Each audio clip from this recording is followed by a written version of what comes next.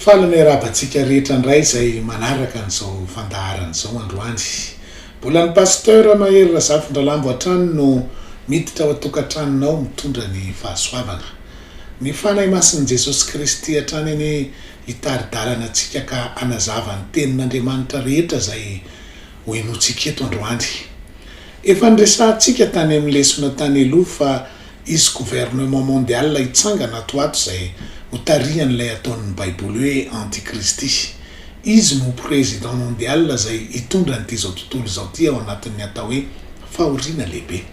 Lazain'i Jesosy Kristy zany ao amin'ny Mateo 4:20 andininy 1:20 manao hoe fa amin'izany andro zany dia isy fahoriana lehibe izay tsy mbola nisy to azy hatr'izay ny androany izao tontolo izao ka mandraka ankehitriny sady tsy hisy intsony. Hitambatra ny firenena rehetra ka anangana ny gouvernement mondial io. Manana lofito sy tandroka folo izy io ny Baiboly izay efa hitantsika tany amin'ny fampianarana tany aloha fa lofito dia ny lohan'ny liona ray milaza ny firenena anglisy, ny lohan'ny bera ray dia ny firenena rosianina ary ny lohan'ny leoparda 4 milaza ny firenena almanina ary ny lohan'ny biby matsiravina izay miseho amin'ny endrika Union Européenne ankehitriny izy. Ary ny tandroka folo dia ireo tandroka folo ny Union Européenne. Ny endrika mety ho fitrangan'ireo tandroka folo ireo dia misy anankiroa hatramin'izao no mety hipoirany. Voalohany dia ny IEI, Initiative Européenne d'Intervention. Firenena folo natsangan'ny Union Européenne ny IEI, atao koa hoe tandroka ary ny vozon'ny Union Européenne nitsangana tamin'ny Novambra 2024 teo. Ireo no tafika miaro ny Union Européenne. Firenena folo izy tamin'ny voalohany izay lazain'ny Baiboly hoe anjaka ray ora miaraka amin'ny bibidia. Hoy ny Apokalipsy 7:12 andininy 2:20 hoe ary ny tandroka folo izay hitanao dia mpanjaka folo izay tsy mbola nahazo fanjakana fa mandray fahefana ho tao mpanjaka iray ora miaraka amin'ny bibidia izy. Milaza ny Baiboly eto fa rehefa mitsangana ilay fanjakan'ny bibidia dia ireo firenena ireo no anosika azy ary hiaraka anjaka amin'ny ray ora ao anatin'ny fahoriana lehibe ho ny teny teo. Mazava ho azy fa ny hoe ray ora eto dia tsy midika hoe 90 minitra akory fa fotoana tena fohy ao anatin'ny fahoriana lehibe ny tiana lazaina. Nanomboka tamin'ny 14 Jolay 2024 dia efa ireo firenena sivy izay tandroka sivy ny Union Européenne ireo aloha no nanokatra ny matso ny firenena frantsay. Dia ireto avy izy sivy ireo: ny Almanina, ny Belzika, Danemark, Espagne, Estonie, France, Pays-Bas, Portugal ary ny Royaume-Uni. Miisa sivy izy ireo zay hatreo amin'io 2024 io. Fa tamin'ny farany ny 2024 teo dia miampiefatra izy ireo satria nangataka niditra tao koa ny Finlande, ny Suède, Norvège ary ny Italie. Tonga 13 izy ireo zany zao aloha hatreto amin'ny nanaovana an'ity fampianarana ity, fa araka ny soratra masina dia iverina 10 ihany ireo satria rehefa tonga ny fanjakan'ilay antikristy dia hoy ny Baiboly hoe andrava tandroka 3 ilay antikristy. Hoy ny Daniel 7:7 hoe nodinihako ny tandroka ka indro nisy tandroka iray kely koa nipoitra teo aminy ary novoana teo anoloan'io ny tandroka 3 tamin'ireo taloha ary indro nanana maso toy ny mason'olona sy vava miteny miompapana izy. Ny tiana lazaina amin'io maso io dia ilay mason'ilay piramida ary raha 13 zany zao hoy isika teo dia iverina ho 10 ihany rehefa ao anatin'ny fahoriana lehibe satria hoy ny teny teo hoe anjera tandroka 3 ilay tandroka kely na ilay antikristy zany rehefa hitsangana izy. Hitanao amin'izany fa efa vonona daholo aloha mpisehatra rehetra hita ao anatin'ny Baiboly anangana an'ity gouvernement mondial ity. Ny fisehoan'ilay président mondial izay ataon'ny Baiboly hoe antikristy na ilay bibidia hitondra n'izao tontolo izao sy isandrasana. Ahoana ary no mahafantarantsika n'ilay bibidia rehefa mipoitra tokoa izy? 7 taona alohan'ny adin'ny Armagedona izay hatongavan'i Jesosy Kristy eny amin'ny rahoan'ny lanitra haka ny fiangonana sy hitodiany amin'ny Israely dia izy fanekena fanaova-tsonia lehibe ataon'io président mondial io.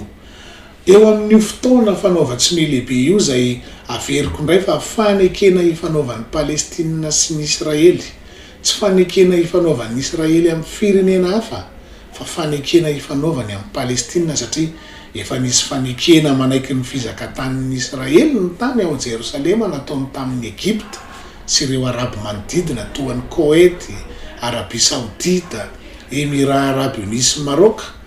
Efa vita tamin'ny andron'ny filoha Donald Trump teo aloha zany filoha Amerikanina. Ka ny andro sy ny ora hoy isika ny nafen'ny tenin'Andriamanitra fa ny vanim-potoana kosa dia 7 taona ao aorianan'io fanekenan'ny Palestina sy Israely io. Na io traité de paix io no fiavian'i Jesosy Kristy. Nahoana no tsy maintsy ny Palestina no manao fanekena vao tanteraka ilay faminanin'ny Baiboly? Satria miresaka ny tempolo fahatelo anaovana ny fanatitra latsa-drà ataon'ny Jiosy eo amin'ny fitoeran'ny tempoly ao Jerosalema io faminanina io. Ka tsy ho afaka hanangana ny tempoliny eo mihitsy ny Jiosy raha tsy mifampiraraha amin'ny Palestina satria efa nila hifanakaiky eo ny moskéan'ny Palestina sy ny tempolo fahatelon'ny Jiosy io. Ny Palestinianina no mpiandraikitra ny moské anankiroa izay efa nitsangana eo dia ny Al-Aqsa sy ny Dôme du Rocher zany ao amin'ny Daniela 7:7 no misy an'io faminanina io hoe anorina fanekena ho herinandro amin'ny maro izy ary ampitsahatra ny fanatitra latsa-drà sy ny fanatitra hafa hatramin'ny atsasaky ny herinandro. Ilay hoe izy lazainy eto dia tsy iza fa ilay président mondial na ilay antikristy izay hitsangana hitondra izao tontolo izao. Eo izy no hipotra voalohany, izy no hahatanteraka anisany hahatanteraka ny fanekena fanaovatsiny lehibe io. Tena sarotra io fanaovatsiny io noho ny ady tany efa hatramin'ny ela ny fanaovan'ny Israely sy ny Palestina ao Jerosalema. Fa tsy maintsy hifanaraka izaran'ireo tanyreo izy ireo satria tsy maintsy tanteraka io tenin'Andriamanitra io. Efa nisy fanekena natolotry ny filoha Amerikanina teo aloha izay tamin'ny 7:24 tamin'ny voalohany ary tamin'ny 20:24 ny faharoa. Fa mbola tsy nanaiky an'izany aloha ny Palestinianina noho ny filoha Amerikanina somary nitongilana tamin'ny Israel ka laza mialoha fa Jerosalema ny kapitalin'ny Israel. Ankehitriny dia mitodi-doha miantso vonjo makany amin'ny fanjakana Turka ny Palestinianina mba andinika sy hanatanteraka ny fanekena izay atao io. Tsy fantatra aloha zany mandraka ankehitriny hanaovana an'izao fampianarana izao hoe iza ilay hatanteraka an'ity fanekena fanaovatsiny any Palestina sy Israel ity. Izavy izy ireo. Fa nilazain'ny Baiboly teo dia mazava fa anisan'ireo izay hanatanteraka n'ity fanelanelanana ahatonga n'ity traité de paix na fanaovatsiny lehibe andrasany ity ilay antikristy ho avy. Ny andro izay hatanteraka an'io aloha zany tsika izao. Ny zavatra hitranga alohan'izany nefa araka ny voalaza tamin'ny lesona tany aloha dia isy firaisana fivavahana lehibe eto ambonin'ny tany na Religion Mondiale izay anambatra ny fivavahana tsy mitovy rehetra hiaraka hivavaka. Efa hitantsika teo ho an'izay nanara-baovao fa nisy fivoriam-be fa 7 nataon'ireo firaisana fivavahana maneran-tany sy nentim-paharazana tamin'ny 13 septambra ka hatramin'ny 15 septambra 2022 lasa teo, izay natsoina amin'ny teny frantsay hoe 7e congrès de Religion Mondiale et traditionnelle, izay nahitana ny ankabeazan'ireo fiangonan-dehibe rehetra misy eran'izao tontolo izao sy ireo fivavahana nentim-paharazana samy hafa maneran-tany. Fivoriana ngeza be international io zany. Afaka mahita ny tsipirian'izany fivoriana izany ianao raha manao fikarohana amin'ny Google fotsiny hoe 7e congrès de Religion Mondiale à Kazakhstan. Raha araka izany fiantsondro zareo azy zany dia mazava ny resaka fa Religion Mondiale ity hatsangana ity. Ho hitanao ao fa ny anton'ny fivoriana natao dia nikaroka fandriam-pahalemana sy fiadanana eo amin'ny fivavahana ary koa mba hisian'ny fanakalozan-kevitra amin'ny fikambanana amin'ny fivavahana samy hafa izay tsy mitovy, fombafomba tsy mitovy, ka tanjona dia hiara hiasa sy fanampy ary ho afaka hiara hivavaka aza. Ny fivavahana tsy mitovy rehetra fa tsy tokony ho sakana intsony izy ireo ny fahasamihafana eo amin'ny fivavahana. Coexistence amin'ny fivavahana no ny antson'ny mpizaika an'izany fiarahana mivavaka izany. Nisy teboka 530 lehibe voapetraka tamin'izany fivoriana lehibe izany, izay tsy maintsy ho arahan'ny mpizaika rehetra ary ho ampiariny amin'ny firenena tsirairay avy ireo teboka 530 ireo avy eo. Coexistence pacifique no iantsonan'izany ao amin'ny teboka 9 amin'ireo teboka 530 tsy maintsy taterahan'ireo. Tapakary nandritra ny fivoriana fa tsy azo ekena intsony ary hofoanana amin'ny fomba entitra dia entitra ny atao hoe extremiste na radicaliste amin'ny fivavahana. Ho azavaintsika eo hoe inona ny atondry zareo hoe extremiste na radicaliste amin'ny fivavahana zany, na koa hoe pseudo religion no ilazany azy, zany hoe kisarisarina fivavahana na fivavahana sandoka raha dika. Ho azavaintsika ireo rehefa avy eo fa ndao aloha jerentsika vetivety ireo teboka lehibe sasantsasany izay imasoa ty Religion Mondiale ity sy ny fepetra miraisiny tamin'ny fivoriana io mikasika an'ireto lazaina hoe extremiste sy mondialiste reto. Dia ho lazaintsika avy eo hoe iza moa zany no tiana lazaina amin'izany extremiste sy radicaliste zany. Ireto no fepetra ho raisina momba an'ireo extremiste na radicaliste na pseudo religieux ireo. Ny hoe extremiste na radicaliste dia mazava ho azy fa ireo zay fivavahana tsy mety miaraka amin'ity fivavahana ngezabe zay Religion Mondiale ity. Tena miditra amin'ny mondialisation tanteraka manko tsika zao amin'izao fotoana zao. Hitantsika fa efa mondialisena daholo zao ny zavatra rehetra. Zany no mahatonga ny hoe OMS, Organisation Mondiale de la Santé, ny OMC, Organisation Mondiale du Commerce, ny OME, Organisation Mondiale de l'Environnement, efa hitantsika koa ny ONU izay fikambana ny firenena rehetra. Ifesy contrôle an'izao tontolo zao ireo rehetra ireo rehefa avy eo fa hitsangana toy izany koa ny fivavahana tokana zay ikontrôlena ny fivavahana rehetra misy atao hoe Religion Mondiale dia io efa mitsangana io izy. Araka ny foto-kevitra tamin'ny congrès fahafito io dia ho ampiraisina iray saina hiara hiasa sy fanampy ary hiara hivavaka daholo ny fivavahana rehetra tsy mitovy, tsy ny kristianina ihany fa zay finoana tsy mitovy rehetra toy ny boudiste, ny hindoiste, ny silamo sy izay fivavahana rehetra misy amin'ny fiangonan-dehibe rehetra misy raha zao tontolo zao. Tena tsy eken'Andriamanitra mihitsy aloha zany hoe globaliste na mondialiste amin'ny fivavahana zany, satria Jehova dia Andriamanitra tokana sady saro-piaro ka tsy tia ampiraisina amin'Andriamanitra ny firenen-kafa zany. Hoy izy ao amin'ny Deutéronomie 9:4 hoe mianoro Israely, Jehova Andriamanitsika dia Jehova iray ihany. Dia ao amin'ny 5:40 amin'io Deutéronomie 9:1 izy dia manamafy tsara mihitsy hoe aza manaraka zay andriamanin-kafa amin'ireny andriamanitra ny firenena manodidina anareo.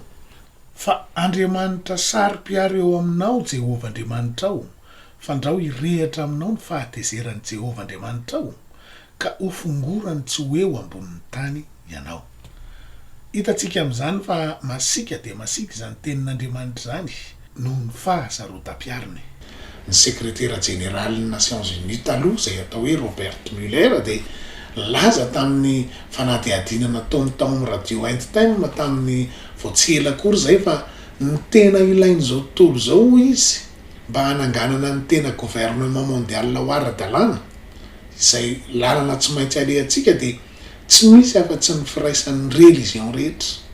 Lazan'izany izy tamin'izay fa tsy maintsy miaraka amin'ray tendro ny politika sy ny fivavahana, ny fanjakana sy ny religion. Tena voizina mafy mihitsy zany satria zany no ahafoanan'ny terrorisme, ny ady ara-politika, ny ady ara-pivavahana, ny tsy fitoviana ara-toe-karena. Averintsika lazaina eto indray ity boky ity izay mitondra ny lohateny hoe perestroïka izay nisoratan'ny filoha Gorbatchev izay filoha rosianina teo aloha tamin'ny taona 1779 izy nanoratra azy. Dia hoy izy ao amin'io boky io hoe ny antony nahatonga ny ady eto amin'ity zao tontolo zao ity ka mahatonga azy tsy mety milamina mihitsy dia tsy misy afa-tsy reto telo reto: tsy fitoviana amin'ny firehana ara-politika, tsy fitoviana ara-pivavahana ary ny tsy fitoviana ara-ekonomika. No ireo antony tsy fitoviana telo ireo izy dia ny vahaolana afaka hitondra fandriam-pahalemana sy filaminana eto ambonin'ny tany dia tsy misy afa-tsy ny fananganana nyreto zavatra telo reto izay mamaha ireo tsy fitoviana telo ireo. Voalohany dia ny fananganana fanjakana tokana dia ivany ny olana ara-politika. fananganana fivavahana tokana iarahany rehetra de miva ny fifandonana ara-pivavahana ary fahatelo de ny fananganana ekonomia tokana zany hoe fifanakalozana ara-baritra tokana de ho foana koa ny fifandonana ara-toekarena. Io le resaka an'le pius io tamin'ny 7:7 filorosian'olona noratra an'izany fa ny magaga de ireo famahana olan'ireo ihany mbola faminaniana lazain'ny baiboly ataon'ny nouvel ordre mondial zay efa nisoratan'ny apôstôly Jauna 2 taona lasa ao amin'ny baiboly ao amin'ny apokalipsy 7:10 no misy azy. Miresaka ny baiboly ao fa ho avy ny fotoana isin'ny gouvernement mondial, ny religion mondiale ary ny économie mondiale. Mitovy amin'ilay vahaolana ny lazain'ny filorosianina teo aloha teo mihitsy. Ny apokalipsy 7:10 andinin'ny voalohany ka hatramin'ny fahavalo de milaza an'ilay gouvernement mondial. Ny andinin'ny 1:20 ka hatramin'ny 5:10 de milaza ny fisian'ilay religion mondiale ary ny andinin'ny 5:10 ka hatramin'ny 9:20 de milaza an'ilay rafitra ekonomika mondiale zay milaza an'ilay pius ny resahantsika tany aloha hoe fifanakalozana ara-baritra tokana. Mety eritrerititsika hoe ratsy ary ve zany ny firaisana ara-pivavahana raha fivavahana tsy mitovy satria Jesosy Kristy nilaza hoe mba ho iray ihany izy rehetra ao amin'ny Jauna 7:20.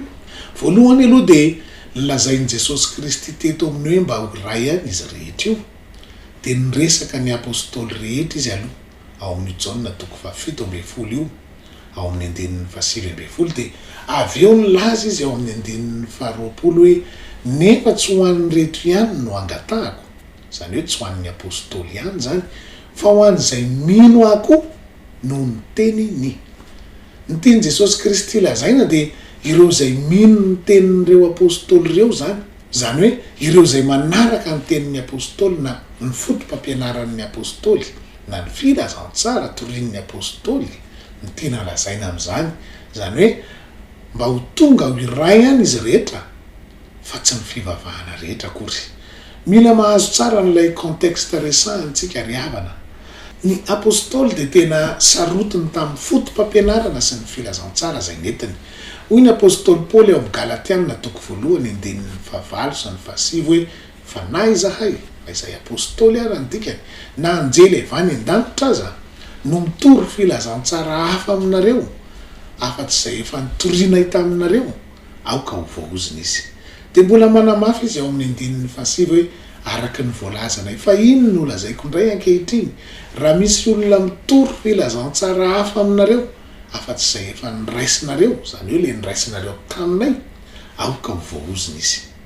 Jereo fa nozon'ny apôstôly Paoly teto mitory ny filazantsara hafa noho ny azy. Zany no tianyreto religion mondiale reto lazaina amin'ny hoe extremiste na radicaliste. Zany hoe rehefa zay no voasoratra de izay no izy fa tsy misy tokony mihoatra noho izay. Extremiste zany na radicaliste. Ny apôstôly Jauna de nilaza ao amin'ny Jauna 2:1 rehefa avy nampianatra ny fahalalana tsara an'Andriamanitra izay milaza fa Jesosy Kristy ihany no ilay Jehova nidina ny tafinofo. De hoy izy nilaza hoe raha misy olona makeo aminareo ka tsy mitondra an'izao fampianarana zao aza mampiatrano azy ary aza miarahaba azy akory. Hitanao tena extremiste amin'ny fivavahana ny apôstôly. Fa ny zava-miseho ankehitriny de fanambarana ny fivavahana ho mondialiste na globaliste. Zavatra roa tena mifanohatra ny hoe extremiste sy ny hoe globaliste na mondialiste zany.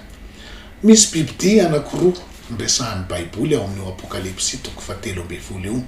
Ny bibidia voalohany de ao amin'ny apokalipsy 7:10 manao hoe ary nitsangana teo ambonin'ny fasiky ny ranomasina izy ary hitako fa indro nisy bibidia niakatra avy tamin'ny ranomasina. Io lay président mondial, io lay ataon'ny baiboly hoe antikristy. Amin'ny maha-président mondial azy de mitondra ny fanjakana rehetra izy. Zay no maha-président mondial azy.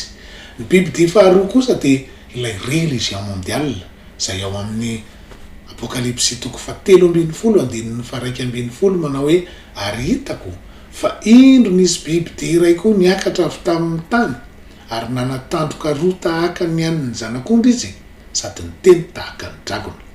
Io indray lay mpitondra Religion Mondiale manana endrika fivavahana izy eto satria miresaka ny baiboly eto hoe manana tandroka roa tahaka ny zanak'ondry izy. Ny tandroka roa tiana lazainy eto mantsy dia fisehoana ivelany, manana fisehoana ivelany tahaka ny zanak'ondry izy zany. Izy ny zanak'ondry, Jesosy Kristy ny zanak'ondry. Rehefa mandeha eny izy zany dia manana fisehoana ivelany tahaka ny Jesosy. Ahoana ny fisehoan'i Jesosy Kristy rehefa mandeha mitoro ny filazantsara izy? Vahoaka be ny manaraka azy, manaiky azy daholo ny olona manaraka azy. Dia mitoy izany ny fisehoan'ity bibidia faharoa ity. Laza lay sekretera jeneraly ny ONU teo tamin'ny fanadihadiana nataony tamin'ny resahantsika teo aloha teo hoe tena ilaina hoy izy ny firaisan'ny religion rehetra mba anangana ny gouvernement mondial. Lazan'izany koa ireo mpizaika tao amin'ity congrès fahafito ity raha mijery an'io video io ianao. Tena ilaina mihitsy ory zareo ary tsy maintsy apetraka ny fifamatora ny fivavahana sy ny fanjakana. Ilay Religion Mondiale mantsy araka ny soratra masina no amora ny fananganana n'ity gouvernement mondial ity. Nahoana? Satria ny mpitondra fivavahana no manakaiky ny olona kokoa. Izy no mandevina ny maty ao amin'ny olona, izy no mampianatra ny ara-panahin'ny olona, izy no eken'ny olona teny. Dia rehefa miteny izy hoe mila manaiky ny gouvernement mondial isika, dia anaiko azy ny olona rehetra. Dia izany mihitsy ny lazain'ny baiboly. Ity bibidia faharoa ity izay Religion Mondiale dia izy no hampanaiky ny olona rehetra eto ambonin'ny tany an'ilay bibidia voalohany na ilay gouvernement mondial. Hoy ny Apokalipsy 3:12 hoe ary ny tany ambanin'izay monina eo dia asainy mekohaka eo amin'ilay bibidia voalohany. Hoe mekohaka dia manaiky. Hitanao fa izy no hampanaiky ny olona mba ekohaka eo amin'ilay président mondial ny olona rehetra. Io efa mitsangana io ny Religion Mondiale. Anaiky azy daholo ny olona rehetra satria efa voasoratra zany. Fa ny baiboly kosa milaza androany ao amin'ny Apokalipsy 3:15 hoe iakohaka eo anoloany ny olona rehetra monina ambonin'ny tany dia izay tsy manana ny anarany voasoratra eo amin'ny bokin'ny fiainany zanak'ondry. Hitanao fa zava-doza ho an'ny olona eto ambonin'ny tany amin'izao andro farany izao zany satria tsy ho voasoratra ao amin'ny bokin'ny fiainany zanak'ondry izay olona rehetra manaiky ny rafitra petraka reto gouvernement mondial sy Religion Mondiale reto. Ny Apokalipsy 7:15 tapany faharoa dia mbola manamafy an'izany hoe ary ny monina ambonin'ny tany dia izay tsy voasoratra eo amin'ny bokin'ny fiainana hatramin'ny nanorenana an'izao tontolo izao dia ho gaga raha mijery an'ilay bibidia. Ny hoe gaga eto raha jerena amin'ny dika teny grika dia admiration no ilazany azy, zany hoe lina na hoe mitoraka voninkazo azy. Fa hoy ny baiboly teo hoe tsy voasoratra eo amin'ny bokin'ny fiainana izay manaraka ny reto gouvernement mondial sy Religion Mondiale reto.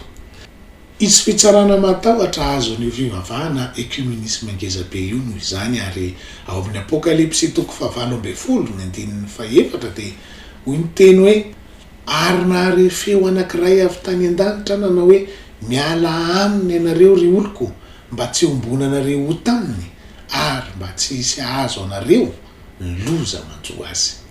Dikany dia izy fitsarana hoe amin'ny fiangonana ecumenisme ngezabe io ka tsy mitrano biriky no tsaraina amin'izany na ilay religion no tsaraina fa mazava ho azy fa ny olona rehetra izay ao anatiny sy manaraka azy no tsaraina. Raha mahatsapa fa tena olon'Andriamanitra isika dia hoy ny teny teo hoe miala aminy. Izy fanenjehana be nefa ho an'ny olona rehetra izay tsy mety miditra amin'izany fivavahana Religion Mondiale zany satria lazaina fa extremiste na radicaliste raha vao tsy miditra ao. Ndao anie jerentsika amin'izay ireo teboka lehibe navoakany zareo tamin'ny fivoriana congrès fahafito io ho an'ny extremiste sy radicaliste izay lazainy amin'izany nampilahariny amin'ny terroriste aloha ireo extremiste radicaliste ireo, zany hoe terroriste amin'ny fivavahana. Ny fampianaran'i Jesosy Kristy sy ny apôstôly nefa efa niresahantsika teo hoe extremiste radicaliste. Mampirisika anao anamarina an'izany lazaiko zany amin'ny video io fa ho hitanao daholo zany lazaiko zany. nametraka teboka maromaro izy ireo isika tany aloha zay fepetra tsy maintsy arahana ao arinan'ity congrès. Ny teboka fahadimy ohatra de milaza hoe ny extremiste radicaliste rehetra de mampiseho endrika terroriste ka tokony ho tsipahana amin'ny fomba entitra rehetra arak'izay azo atao. Ny fananganana fotom-pampianarana manokana tsy manaraka an'ity mondialisation ty ho izy ireo de sokajiana ho extremiste radicaliste ka tsy azo ekena intsony. Ny teboka fahasivy amby folo de manao hoe mitovy daholo izy ireo ny nanaovan'Andriamanitra ny fivavahana rehetra ka tokony ifankahazo sy afaka mivavaka fa tsy mifanipaka ka mila desamorsena ho izy, izany hoe foanana tanteraka na atsahatra tanteraka mihitsy ireo fotom-pampianarana extremiste radicaliste ireo. Ankehitriny de efa tena ijehan'ny fanjakana mihitsy ny fivavahana extremiste. Any Eropa ohatra de tena efa tsy azo atao intsony ny mitory an'i Jesosy Kristy amin'ny olona mba hoe ino azy ny olona, ary raha mitory filazantsara na ny fahamarinan'ny Baiboly amin'ny olona ianao de azon'ilay olona toriana sy enjehana any amin'ny fitsarana ka mety higahatra mambolana na amin'ny taona maro mihitsy aza amin'izany satria manana ny fahafahany ara-pivavahana hono ny olona ka tsy azo atao intsony ny mitory amin'ny fomba extremiste amin'ny fivavahana. Jesosy Kristy ho isika teo de extremiste satria izy de nilaza hoe zao ny lalana ary fahamarinana ary fiainana, tsy misy makany amin'ray afa-tsy amin'ny lalako. Extremiste radicaliste zany. Hoy Jesosy Kristy ao amin'ny Jaona 7:24 hoe izany ny lazako taminareo fa ho faty amin'ny fahotanareo ianareo, fa raha tsy mino ianareo fa izany ho izy de ho faty amin'ny fahotanareo ianareo. Extremiste zany teny zany ary tsy eken'ny lalan'ny fanjakana ny velany amin'izao ny fomba fiteny toy izany fa mampikatra. Ary ty Religion Mondiale efa natsangany ity de tena manameloka an'izany amin'ny fomba rehetra faran'izay entitra ho ilay teboka nolazaintsika teo. Ka ny tena mpanaradian'i Jesosy Kristy de manaraka ny fampianaran'i Jesosy Kristy sy ny apôstôly, zany hoe extremiste. Ny olo-masina te amin'ny andro farany zay voalazan'ny Baiboly de tena extremiste. Izy faninjehana ny olo-masina te amin'ny andro farany ao amin'ny Baiboly ary azo antoka fa ny fanatanterahana n'ireo teboka voalaza ireo no ahatanteraka n'izany faninjehana lehibe zany. Ao amin'ny Daniel 7:1-9 de manao hoe mbola nijery any a ary izany tandroka izany nanoto ny olo-masina ka naharesy azy. Ny tandroka kely de ilay président mondial milaza io fa anoto ny olo-masina izy ka haresy azy. Ao amin'ny Daniel 7:4 de milaza koa fa io antikristy io de animba ny mahery sy ny olo-masina. Ny dikany de hamono zay tsy mitovy hevitranony izy sy ny olo-masina koa de ho vonoina. Ao amin'ny Daniel 12:7 amin'ny tapany faharoa de milaza ny teny hoe rehefa vita ny fanamotsamotsanana ny olona masina de tanteraka ireo rehetra ireo. Ny Apokalipsy 3:7 de milaza fa navela iady tamin'ny olo-masina izy ka naharesy azy. Izy fanamotsamotsanana ny olona masina zany ao anatin'ny fahoriana lehibe ary tsy maintsy mivonona ny amin'izany tsika riavana satria efa hitantsika tany aloha fa tsy maintsy andalo an'izany fahoriana zany sika ary tsy misy fiakaran'ny mpino afa-tsy anankiray ihany. Tsy misy fiakarana fitotoana melo zany fa hopory fotsika amin'ny lesona ao aoriana ao. Be dia be ny tenin'Andriamanitra manala tanteraka an'izany fiakarana melo zany milohan'ny fahoriana lehibe zany fa ao aorianan'ny fahoriana lehibe ny fiakaran'ny fiangonana de ny fiakarana ao Armagedona zany any amin'ny farany fahoriana lehibe. Farany de ny tena foto-kevitra lehibe ny fivoriana ho isika tany amin'ny ampiandohana de ny hoe fandriampahalemana sy filaminana eo amin'ny fivavahana. Ny Tesalonianina 1:5-7 de milaza fa rehefa miantsoantso fandriampahalemana sy filaminana ny olona de ho avy amin'ny tampoka ny fandringanana.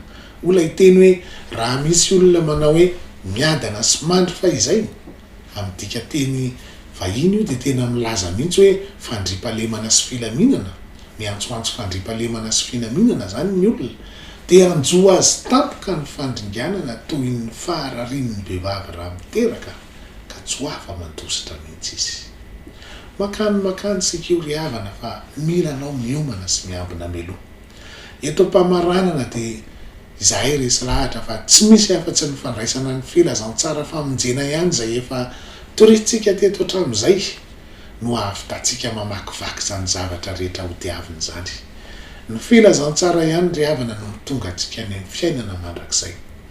Betsaka no miresaka an'izany filazantsara izany fa tsy mahalala tsara ny tena dika no hiata ny aloha foana ary ao ny milaza hoe ny filazantsara dia ny tenin'Andriamanitra na ny teny famonjena nentin'i Jesosy Kristy. Fa ny tena famaritana ny atao hoe filazantsara dia ao amin'ny Korintianina voalohany 5:1 ka hatramin'ny 4 izay manao hoe ampahafantariko anareo ry rahalahy ny filazantsara izay nitoriako taminareo sy ny raisinareo sady orenanareo izay amonjenanareo koa raha tananareo tsara arak'izay teny nitoriako taminareo raha tsy niny foana ianareo fa natolotra anareo isan'ny zavatra voalohany indrindra ilay ny raisiko dia izao Kristy maty noho ny fahotantsika araka ny soratra masina dia nalevina ary natsangana tamin'ny andro fahatelo araka ny soratra masina. Ny filazantsara zany dia Jesosy Kristy maty, Jesosy Kristy nalevina ary Jesosy Kristy natsangana tamin'ny maty. Raisina sy orenana ary tanana tsara zany no teny teo. Ahoana ny andraisana azy sy orenana ary tanana azy tsara? Maty Jesosy Kristy noho ny fahotantsika, isika maty amin'ny fahotantsika. Nalevina izy 3 andro tao am-pasana, isika mandevina ny otantsika mibatisa amin'ny anaran'i Jesosy Kristy. Ary natsangana izy, fa tsy nahatazona azy ny fasana, isika kosa atsangana ho zanak'Andriamanitra amin'ny fandraisana ny batisa ny fanahy masina. Hoy ny azan'ny apôstôly 2:9-30 milaza ny fanatanterahana azy hoe mibeba ary aoka samy atao batisa amin'ny anaran'i Jesosy Kristy ianareo rehetra mba hazo famelana ny helokareo ary anareo andray ny fanomezana dia ny fanahy masina. Ateraka indray na ateraky ny rano sy ny fanahy ho Jesosy Kristy ao amin'ny Jaona 7:7 ka hatramin'ny 10. Io filazantsara io ihany ny drafitr'Andriamanitra hidirantsika ny fanjakan'Andriamanitra rehefa tonga Jesosy Kristy. Hoy ny Tesalonianina 2:1-7 tapany 2 sy ny 9 hoe raha iseho Jesosy Tompo avy any an-danitra mba amin'ny anjeliny heriny amin'ny afo midedadeda amaly izay tsy mahalala an'Andriamanitra sy izay tsy manaiky ny filazantsara ny Jesosy Tompontsika. Tsy maintsy miala amin'ny fahotantsika rehetra ry havana ary mandevina an'izany amin'ny batisany ranobe mba ho famelana ny helontsika ary andray ny fanomezana dia ny fanahy masina. Zany no atao hoe filazantsara famonjena. Na extremiste ny filazan'izany na radicaliste na inona dia izany ny planin'Andriamanitra hidirana ny fanjakany satria masina loatra izany fanjakan'Andriamanitra izany ka tsy hidirany ota. Fa tsy maintsy aritsika dia ny eto ny fiainan'izao tontolo izao. Mandritra ny sabotsy 4 ary amin'ity oktobra ity dia mampianatra ny gouvernement mondial sy ny manodidina azy ny fitoam-bavaka rehetra ary ny Religion Mondiale. Manentana anao tonga amin'izany mba ahalalanao zavatra maro ara-baiboly momba an'izany mba hahafahanao mahita an'izay tokony hametrahanao ny tongotrao satria ara-panahy ny resaka eto. Tonga eo amin'ny ora farany ara-panahintsika izao ry havana. Aza vela isy anakana anao tsy mitonga any, ahenao an'izany afatra lehibe izany ary aza vela isy anakana anao koa tsy andray an'izany filazantsara famonjena lehibe izany. Tapitra ny fandaharantsika, veloma tompoko amin'ny manaraka indray.